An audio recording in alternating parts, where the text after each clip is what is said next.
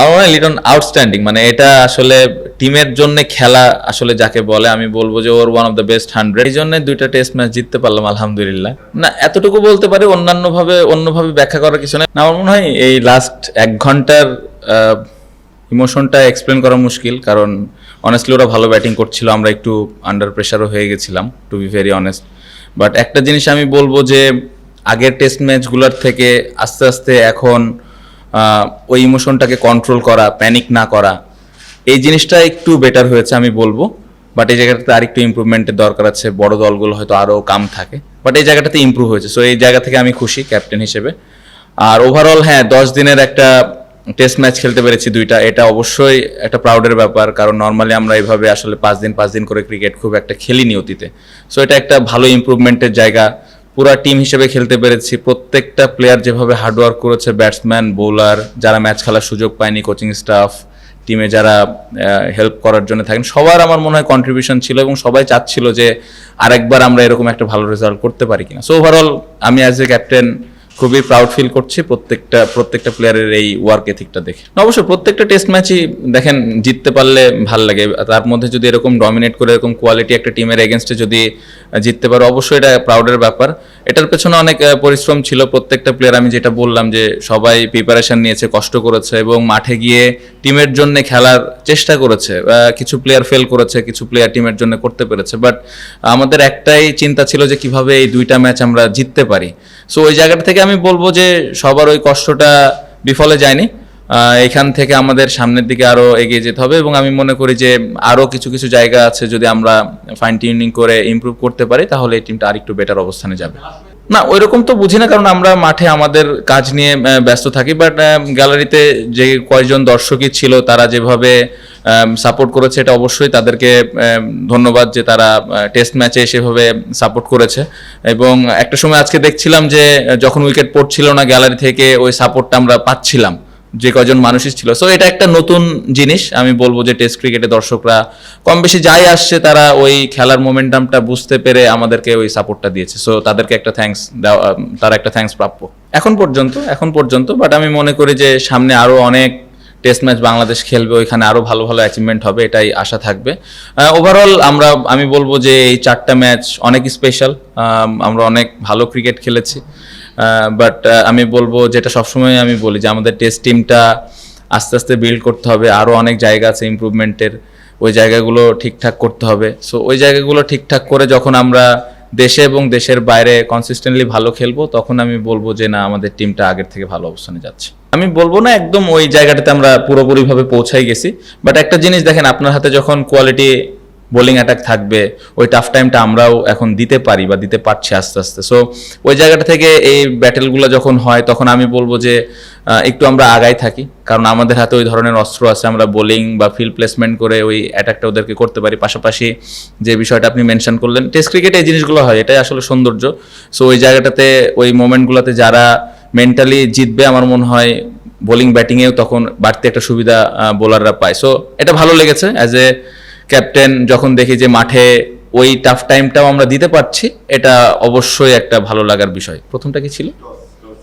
খুব important question. আমার মনে হয় যে এরকম খুব কমই হয়েছে এবং আমরা সবসময় ড্রেসিং রুমে আলাপ করতাম যে ক্রাঞ্চ মোমেন্টে বা টাফ টাইমে কিভাবে আমরা একটা দল হিসেবে দলকে একটা ভালো অবস্থানে নিয়ে যেতে পারি। এই টেস্টে আমি বলবো যে টসে হারার পরে এরকম কঠিন সময়ে ব্যাটসম্যানরা ভালো রান দিয়েছে বোর্ডে 2 টেস্ট ম্যাচেই, কারণ ব্যাটিং ফার্স্ট অনেক চ্যালেঞ্জ ছিল আর তাদের ভালো পেস বোলারও ছিল। সো আমি বলবো যে এটা হিউজ ইমপ্রুভমেন্ট। পাশাপাশি ফার্স্ট টেস্টের ডিক্লিয়ারেশনটা একটা অনেক বড় ব্যাপার ছিল এবং নতুন একটা জিনিস ছিল বাংলাদেশের ক্রিকেটে। সো এই 2টা জিনিস আমি বলবো যে ভবিষ্যতে আমাদেরকে আরো কনফিডেন্স দিবে এবং ওই বিশ্বাসটা জোগাতে সাহায্য করবে যে না, যে কোনো সিচুয়েশনে যে কোনো কন্ডিশন থেকে আমরা দলকে ভালো অবস্থানে নিয়ে যেতে পারি। আগাচ্ছে আস্তে আস্তে, লাস্ট 2-3 বছর ধরে আমি বলবো যে ইমপ্রুভ হচ্ছে, আগাচ্ছে, বাট স্টিল যেটা আমি বারবারই বলি যে আরো উন্নতির জায়গা আছে। বাট হ্যাঁ ওভারঅল আমি বলবো যে খুব ভালো অবস্থানে আছি আমরা এবং খুব সুন্দরভাবে সামনের দিকে যাচ্ছি। ইম্পর্টেন্ট এটা আমরা কিভাবে ধরে রাখি, ইম্পর্টেন্ট কিভাবে আমরা এই সময়গুলোতে আরেকটু বেটার ক্রিকেট খেলতে পারি, ইম্পর্টেন্ট আমরা যখন আরো চ্যালেঞ্জের মুখে পড়বো, স্পেশালি সাউথ আফ্রিকা অস্ট্রেলিয়ার সাথে আমাদের খেলা আছে, ওই জায়গায় আমরা কত কম্পিটিটিভ ক্রিকেট খেলতে পারতেছি, এই জায়গাগুলো ইম্পর্টেন্ট। খেলা হারা জিতা এগুলো থাকবেই, বাট 5 দিন কষ্ট করে খেলা, ওই টিমরে টাফ টাইম দেওয়া, এই জিনিসগুলো আমি ক্যাপ্টেন হিসেবে চিন্তা করি যে কিভাবে এই ইমপ্রুভমেন্টটা হয়। ইমপ্রুভমেন্টের জায়গা যদি বলেন, আপনি দেখেন বোলারদেরকে নিয়ে অনেক ভালো কথা হচ্ছে, স্পেশালি পেস বোলাররা দারুণ বোলিং করেছে, স্পিনাররা তো আমাদের সবসময় বল করে, কিন্তু তারপরেও যদি আপনি খুব কাছ থেকে দেখেন, আমরা নতুন বলে আরেকটু বেটার বোলিং করতে পারি, আমরা অনেক রান লিক করে ফেলি sometimes, most of the time. So এই জায়গাটাতে যদি আমরা আরেকটু শুরু থেকেই অপোনেন্টকে আরেকটু টাফ টাইম দিতে পারি, তাহলে টিমের জন্য ভালো হবে।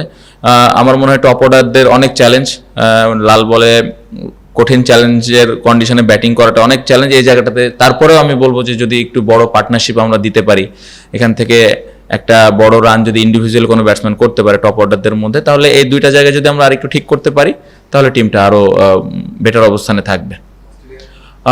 এরপরে জিম্বাবুয়ের সাথে একটা টেস্ট, তারপরে অস্ট্রেলিয়া। আমার মনে হয় যে চ্যালেঞ্জটা অনেক কঠিন থাকবে। একটু আগে যেটা বললাম যে আমরা যেই টিমের সাথেই খেলি 4 দিন 5 দিন একটা টাফ টাইম যেন আমরা দিতে পারি, ওই কঠিন সময়টা যেন দিতে পারি, তাহলে আমার মনে হয় ইমপ্রুভটা হবে। আমার মনে হয় ফার্স্ট টেস্টের ডিক্লারেশন এটা একটা অনেক বড় জিনিস ছিল আমার কাছে মনে হয়েছে। ওই সময় আমরা ওই ডিসিশনটা নিয়েছিলাম, এটা ভবিষ্যতে আমাদেরকে খুব মানে আমি বলবো যে হেল্প করবে। এবং টসের যে বিষয়টা ছিল, টস হারার পরেও কঠিন সিচুয়েশনেও যে ভালো ব্যাটিং করে দলকে ভালো অবস্থানে নিয়ে যাওয়া যায়, এই দুইটা জিনিস আমার মনে হয় যে আমাদেরকে সামনে অনেক হেল্প করবে। না, তার নতুন বল আসার আগে দেখবেন যে আমি খুব ইন আউট ফিল্ড প্লেসমেন্ট করেছিলাম, কারণ বলের কন্ডিশনটা খুবই খারাপ ছিল এবং ওরা ভালো ব্যাটিংও করছিল, এরকম হেল্প আমরা আসলে পাচ্ছিলাম না। সো আমরা অপেক্ষা করছিলাম যে এই সময়টাতে রানটা যেন বেশি না হয়। নতুন বল আসলে জানি যে নতুন বলে ব্যাটিং করাটা কঠিন হবে, কারণ আমাদের যে কোয়ালিটি স্পিনার এবং পেস বোলার আছে, আমরা হয়তো ওদেরকে আবার টাফ টাইমটা দিতে পারবো। সো তাইজুল ভাই অতীতে অনেকবার এরকম নতুন বলে বোলিং করেছে, এবং তাইজুল ভাইয়ের যে স্কিল আছে, যে ধরনের উনি বোলিং করে থাকেন, নতুন বলে ব্যাটসম্যানের জন্য অনেক চ্যালেঞ্জ থাকে সেট ব্যাটসম্যানের ক্ষেত্রেও। সো ওই সুযোগটাই আমি নেওয়ার চেষ্টা করেছিলাম, এবং আলহামদুলিল্লাহ তাইজুল ভাই টিমের জন্য ডেলিভার করতে পেরেছি। আউটস্ট্যান্ডিং। আমার মনে হয় এটা নিয়ে সবসময় আমরা অনেক বেশি স্ট্রাগল করেছি একটা সময়, বাট এই সিরিজে আমি বলবো তাইজুল ভাই, শরীফুল, তাসকিন ভাই, ইভেন রানা 27 বল খেলেছে প্রথম টেস্টে একটা ইনিংসে। সো হিউজ ইমপ্রুভমেন্ট, এবং আমি বলবো যে এই জায়গাটাতে তাদের যে ব্যাটিংয়ের অ্যাবিলিটি আছে, তারা যদি এই জায়গাটাতে কষ্ট করতে থাকে, আরও দলকে ভালো একটা অবস্থান দিতে পারবে। এনজয় করছি, অবশ্যই এনজয় করছি। এই প্লেয়ারগুলোর সাথে অনেক লম্বা সময় ধরে একসাথে আছি, খেলি, ডোমেস্টিকে খেলা হয়, বিপিএল, বিসিএল, এনসিএল, অনেক জায়গাতেই খেলা হয়, একজন আরেকজনের চিন্তা ভাবনা সম্পর্কে জানি। সো কাকে কোন সময় ইউটিলাইজ করলে টিমের বেনিফিট হবে, ওই সম্পর্কে একটা ভালো ধারণা আছে। পাশাপাশি টিমের তো একটা প্ল্যান থাকে কখন কে বল করবে। সো এই বিষয়গুলো নিয়ে আমি খুবই ক্লিয়ার থাকি, এবং আমি চেষ্টা করি যে ওই অনুযায়ী ইউটিলাইজ করার। বাট কাজটা আসলে বোলাররাই করে, আমি জাস্ট বলটা হাতে তুলে দিই, ক্রেডিটটা আমার মনে হয় বোলারদেরই। অবশ্যই আমার মনে হয় দুইটা জিনিস, এখানে উইকেটটা পরিবর্তনের কারণে পেস বোলারদেরকে আমরা নিতে পারছি, এবং তাদের যে কোয়ালিটিটা আছে পেস বোলারদের, এই কোয়ালিটি থাকলে অবশ্যই এই ধরনের উইকেটে আমরা খেলতে পারি। স্পিনারদের আমি একদমই অবহেলা করতে চাই না, কারণ আমি একটু আগে যেটা বললাম যে নতুন বলে স্টিল আমরা হয়তো কিছু রান লিক করে ফেলি, বাট এগেন আপনি দেখবেন স্পিনাররা এই ভালো উইকেটের মধ্যে এসে ওই রানটা কন্টেন্ট করা, উইকেটটা নেওয়া, মিরাজের ফার্স্ট টেস্টের 5 উইকেট, দেন তাইজুল ভাইয়ের এই ম্যাচে রান এক পাশ থেকে কন্টেন্ট করা খুব ইম্পর্টেন্ট ছিল। সো ওভারঅল আমি বলবো যে পেস বোলাররা নতুন বলে ভালো বল করছে বা মিডল ওভারে ভালো বল করছে, স্পিনাররা হেল্প করছে এরকম কন্ডিশনে। ফিউচারে দেখা যাবে কোনোদিন হয়তো আমরা স্পিন উইকেট আবার খেলবো অপোনেন্টের স্ট্রেংথ অনুযায়ী, তখন আবার হয়তো পেস বোলাররা এই দায়িত্বটা নেবে যে এক সাইড থেকে আমি কিভাবে রান কন্টেন্ট করবো। সো আমার মনে হয় খুব ভালো কম্বিনেশনের দিক দিয়ে আমরা যাচ্ছি, এবং ভবিষ্যতে আপনি যেটা বলেন অস্ট্রেলিয়া, সাউথ আফ্রিকাতে যখন আমরা খেলবো ইউনিভার্ন, ওখানে আমরা 4 পেস বোলারও খেলাতে পারি।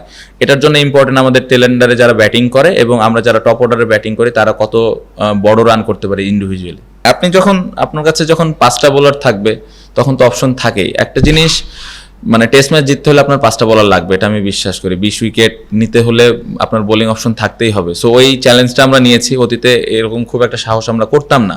এটার পেছনে আমি বলবো ব্যাটসম্যানদের একটা বড় ক্রেডিট আছে। ব্যাটসম্যানরা লম্বা রান করছে, বড় রান করছে।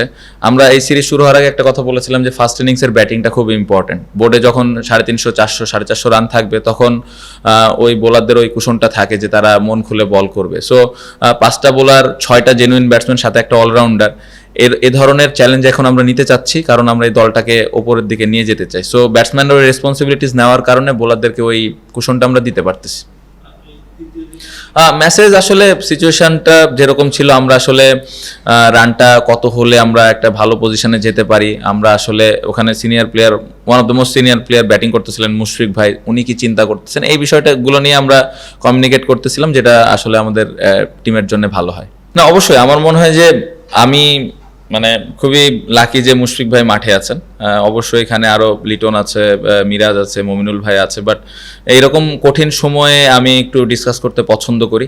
এবং সব থেকে ভালো লাগার বিষয় হলো যে 4-5টা নাম আমি বললাম, সবাই খুব নিজে থেকে এসে ওই ফিডব্যাকগুলো দেয় আসলে টিমের জন্য করলে কি ভালো হবে, কারণ আমি খুবই ওপেন, আমি শুনতে পছন্দ করি, কারণ এই টিমে যেই 15-20 জন যারাই খেলে এই সেট আপের মধ্যে সবাই টিমের কথা চিন্তা করে, সবাই খুবই ভালো, টিমের জন্য যেটা বেটার হয় ওই ডিসিশনগুলো দেওয়ার চেষ্টা করে। সো আমি এদিক থেকে বলবো খুবই লাকি যে মুশফিক ভাই, লিটন, মমিনুল ভাই, মিরাজ সবাই আমাকে ওই হেল্পটা করেন এরকম। আর স্পেশালি এরকম কঠিন সময়ে ডিসিশন নিতে অনেক সময় কঠিন হয়, তো আশেপাশে থেকে এরকম হেল্প পেলে তো অবশ্যই এটা বাড়তি একটা পাওয়া। না, আলোচনা কিভাবে আমরা উইকেটগুলো নিতে পারি রান না দিয়ে, ওইটা নিয়ে আমরা আলাপ করছিলাম, এবং যেটা আমি একটু আগে বললাম যে প্যানিক না করা, কাম থাকা, আমরা যারা ফিল্ডিং করতেছি অপরচুনিটিগুলো গ্র্যাব করা এবং বোলারদেরকে হেল্প করা, এই বিষয়গুলো নিয়ে বেশি আলাপ হচ্ছিল। আমার মনে হয় লিটন আউটস্ট্যান্ডিং, মানে এটা আসলে টিমের জন্য খেলা আসলে যাকে বলে, আমি বলবো যে ওর ওয়ান অফ দ্য বেস্ট 100 আমি মনে করি। ক্রেডিট তাইজুল ভাই, তাসকিন, শরীফুল রানা, তাদেরকে অবশ্যই দিতে হবে, বাট ওই জায়গায় লিটন ভাই যেভাবে রেসপন্সিবিলিটিসটা নিয়ে ব্যাটিং করেছে, এটাই আসলে একটা বড় টিম হওয়ার লক্ষ্যে যে যাচ্ছে এটা বোঝা যায় আসলে। এবং ড্রেসিং রুমে ওই বিশ্বাসটা সবার ছিল যে এখান থেকে তাইজুল ভাই একটা সাপোর্ট দিবে এবং লিটন রান করতে থাকবে, এবং লিটনও মাঠ থেকে মেসেজ পাঠিয়েছিল একবার আমার কাছে যে আসলে কোন অ্যাপ্রোচে খেলবে। সো খুব ভালো একটা কমিউনিকেশন হচ্ছিল, এবং আমি বলবো যে এই টেস্ট ম্যাচে এই যে আমরা ম্যাচটা জিতলাম, আমি বলবো যে সব থেকে বড় ক্রেডিট আমার মনে হয় লিটনের ওই সময়কার ব্যাটিং, আদারওয়াইজ আমরা ওই ফার্স্ট ইনিংসে অনেক পেছনে পড়ে যেতাম। তাইজুল ভাই আমার মনে হয় যে ফার্স্ট টেস্টে খুব কম বল করেছে, যেটা আমি অ্যাজ এ ক্যাপ্টেন খুব কম দেখেছি, বা আমি কম বল দিয়েছি। মিরাজ দারুণ বল করেছে, পেস বোলারও ভালো বল করেছিল, বাট এই টেস্টে যখন আবার রেসপন্সিবিলিটিসটা তার ঘাড়ে এসে পড়েছে, ঠিকভাবে পালন করেছে, এবং যেটা সবসময় উনি করে। আর আমি ক্যাপ্টেন হিসেবে সবসময় একটু বেশিই আশা করি তাইজুল ভাইয়ের কাছ থেকে। সামটাইমস একটু মাঠের মধ্যে একটু হয়তো এদিক ওদিক হয়ে যায়, লম্বা সময় ধরে বল করে, বাট তারপরেও ওই প্রেশারটা আমরাই দিই, সবাই মিলে দিই তাইজুল ভাই যে না আরও ভালো বল করতে হবে। সো উনি এত বছর ধরে ডেলিভার করতেছেন, ভবিষ্যতে আরও করবেন, এবং এটা দেখতে ভালো লাগে। আমরা টেস্ট ম্যাচ খেলতে চাই, আসলে আমরা প্রত্যেকটা দলের সাথে খেলতে চাই। আমার মনে হয় যে এখন অস্ট্রেলিয়া, ইংল্যান্ড, ইন্ডিয়া এই টিমগুলোর সাথেও আমরা বেশি বেশি টেস্ট খেলতে চাই, হোম অ্যান্ড অ্যাওয়ে বোথ। কারণ আমি যেটা বললাম যে আমরা যখন ম্যাচ খেলার সুযোগ পাবো, ওই নতুন এক্সপিরিয়েন্সগুলো আমাদের যখন হবে, তখনই টিম আস্তে আস্তে বিল্ড করবে। আদারওয়াইজ একই দলের সাথে বারবার খেলা, একই কন্ডিশনে খেলা, এটাতে আসলে টিম বিল্ড করাটা কঠিন। সো আশা তো থাকবে যে আইসিসি আমাদের বেশি বেশি সব দলের সাথে টেস্ট ম্যাচ দিবেন। এখন আমরা বেশি ম্যাচ খেলার সুযোগ পাচ্ছি, এটা একটা পজিটিভ দিক, বাট অস্ট্রেলিয়া, ইংল্যান্ড, ইন্ডিয়া ওনাদের সাথেও যদি আমরা আরও বেশি ম্যাচ খেলতে পারি, অবশ্যই এটা আরও ভালো হবে আমাদের দলের জন্য। এই জন্য 2টা টেস্ট ম্যাচ জিততে পারলাম আলহামদুলিল্লাহ। আমার মনে হয় যে এই কম্পিটিশন থাকা ভালো, এই ধরনের হেলদি কম্পিটিশন থাকাটা ভালো, এবং আমি যেটা বললাম যে যাকে যখন দায়িত্বটা দেওয়া হচ্ছে বোলিংয়ের, সে ওই জায়গাটাতে পালন করছে। আমার দেখতে ভালো লাগে যে টিম যখন বিপদে পড়ছে, তখন একজন এসে বল হাতে নিয়ে টিমের জন্য উইকেট নিচ্ছে, টিমের জন্য রান কম দিচ্ছে। এই রেসপন্সিবিলিটিসটা দেখে আমার মনে হয় ভালো লাগছে যে আসলে সবাই সবার জায়গা থেকে বুঝতেছে আসলে খেলাটার গুরুত্বটা কতটুকু। সো আশা করবো যে অনেক বেশি এক্সাইটেড আমরা না হয়ে যাই, আবার সামনের টেস্ট আসার আগে সুন্দরভাবে প্রিপারেশন নিই, যে ভুলগুলো ছিল ওইগুলো ঠিক করে, এবং এই হেলদি কম্পিটিশনটা যেন আমাদের চলতেই থাকে। না, এতটুকু বলতে পারি, অন্যভাবে ব্যাখ্যা করার কিছু নাই, ওখানে নেগেটিভ কোনো কিছুই ছিল না, একদমই নেগেটিভ কিছু ছিল না। বাট এই জিনিসটা আমি না বলে, বাট একদমই নাথিং সিরিয়াস, যে না মানে একদম সিরিয়াস কোনো বিষয় না, এটা একটা খুবই ফানি একটা বিষয় ছিল, এতটুকু আমি বলতে পারি কেন উনি এটা করেছেন, but nothing serious, nothing to worry.